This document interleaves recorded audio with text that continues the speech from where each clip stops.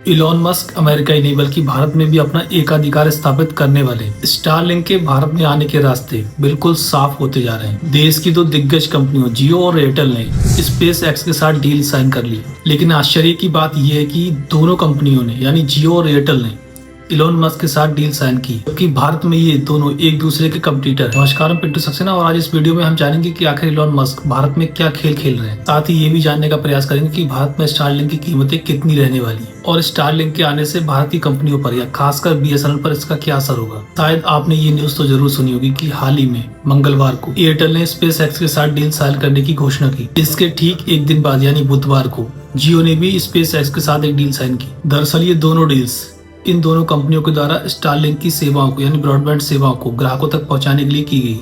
इसमें कोई संदेह नहीं कि स्टारलिंक के भारत में आ जाने से इंटरनेट की पहुंच देश के हर कोने तक आसान हो जाएगी। हमारे देश में आज भी कई ऐसे गांव और क्षेत्र हैं जहां पर हाई स्पीड इंटरनेट तो छोड़िए, ठीक से बात तक नहीं हो पाती।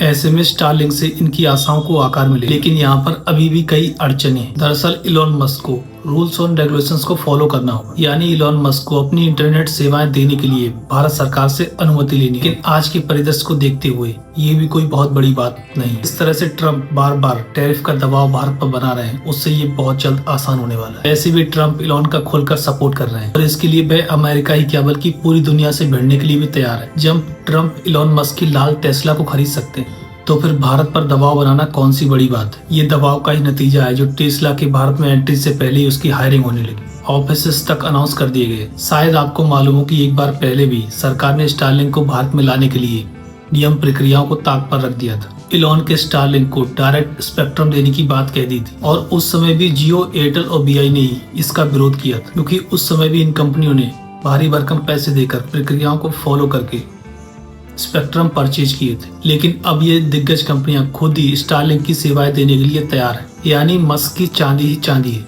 यूएस में भी सरकार का सपोर्ट और इंडिया में भी सरकार के साथ बिजनेसमैन का भी सपोर्ट। वैसे रेगुलेटरी चेंजेस इलॉन मस्क के लिए कोई बहुत बड़ा मसला नहीं है, लेकिन चिंता का विषय इंडियन कस्टमर्स के लिए, क्योंकि इस समय सबसे ज्यादा कस्टमर्स जियो और एयरटेल के पास ही है। वैसे भी पहले से ही ये दाम बढ़ाकर कस्टमर्स को जीने नहीं दे रहे हैं और जब ये स्टारलिंक की सेवाएं देंगे तो आप समझ सकते हैं कि कीमतों को कैसे मैनेज किया जाएगा। स्टारलिंक फिलहाल दुनिया के 100 से अधिक देशों में अपनी सेवाएं दे रहा है, जो ऑप्टिकल फाइबर ब्रॉडबैंड की तुलना में काफी महंगी है। वैसे भी अमेरिका हर चीज ए ग्रेड की बनाता है, इस वजह से इनकी कीमतें बहुत हाई होती है। वैसे जियो और एयरटेल ऑप्टिकल फाइबर और टॉवर्स के माध्यम से इंटरनेट सेवाएं उपलब्ध करवाते हैं, इस वजह से इनकी कॉस्ट थोड़ी कम होती है। वहीं स्टारलिंक सैटेलाइट के माध्यम से इंटरनेट सेवाएं उपलब्ध करवाता है और सैटेलाइट को पृथ्वी की कक्षा में स्थापित करने के लिए भारी भरकम खर्च आता है, जिससे स्टारलिंक थोड़ा महंगा हो जाता है। सैटेलाइट में बस आपकी छत पर एक रिसीवर लगाया जाता है और बाकी काम ग्राउंड स्टेशन के जरिए हो जाता है, यानी आपको ज्यादा दिक्कतों का सामना नहीं करना पड़ता। ये बिल्कुल डीटीएच की तरह ही है।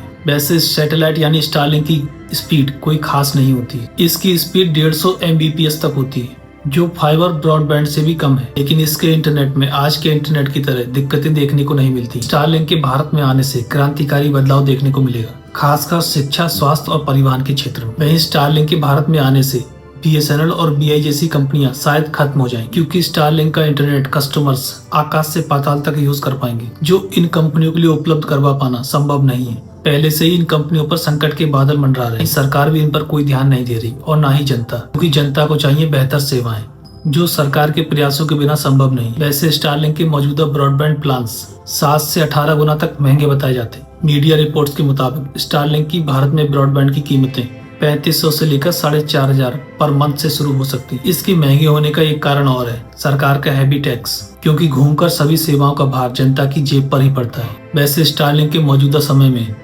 6900 सैटेलाइट कार्यरत है। स्टारलिंक के भारत में आने से डेटा का भी खतरा हो सकता है, यानी प्राइवेसी भी खतरे में पड़ सकती है, क्योंकि ट्रम्प को तो आप जानते हैं चाइना के सी जिनपिंग से भी खतरनाक प्राणी है। ऐसे स्टारलिंक के बारे में आपके क्या विचार है, कृपया कमेंट करके हमें जरूर बताएं।